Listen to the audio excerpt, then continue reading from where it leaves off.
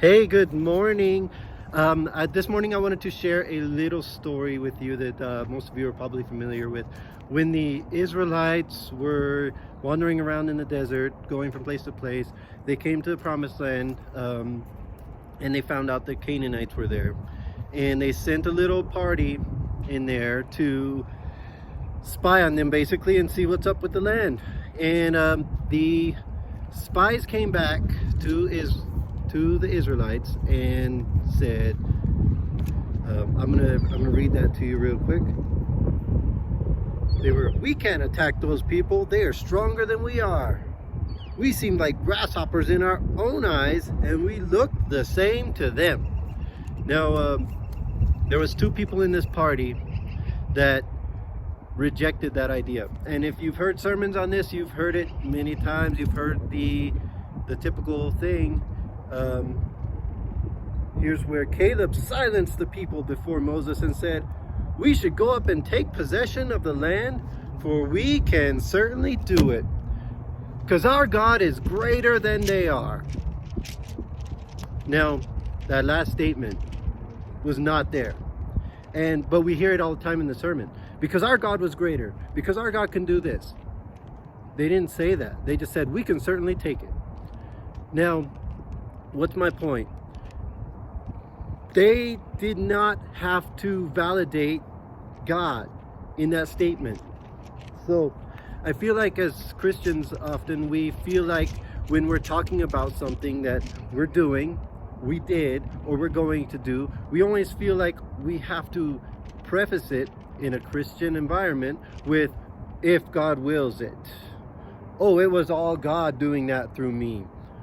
Oh, I can only do whatever God lets me do. We see an example right here where God doesn't need our validation. He doesn't need us to acknowledge Him in everything we say. We acknowledge that He is our leader, and He gives us everything that we have and everything that we need. But that doesn't mean that we have to every time have our little formula when we're talking about anything we're doing. We don't have our formula as Christians that, oh, if I say this, then God will acknowledge it. God wants us to be confident in who we are as children of God. If I'm talking about dropping something on the floor, dropping a ball, I don't have to tell you, I'm going to drop this ball, and thanks to gravity, it's going to hit the ground. I can say I'm going to drop this ball and it's going to hit the ground. I don't need to tell you about gravity. I don't need to acknowledge it every time I do something that involves gravity. I'm standing here thanks to gravity holding me down to the earth. I don't need to acknowledge that every time. It's the same principle with God. We don't have to every time we're talking about something. God's not up there looking down at us, well, did you acknowledge me in that statement? He's not a genie that's waiting for us to say the magic word and then He's going to give it to us. He wants us to be confident as children of God.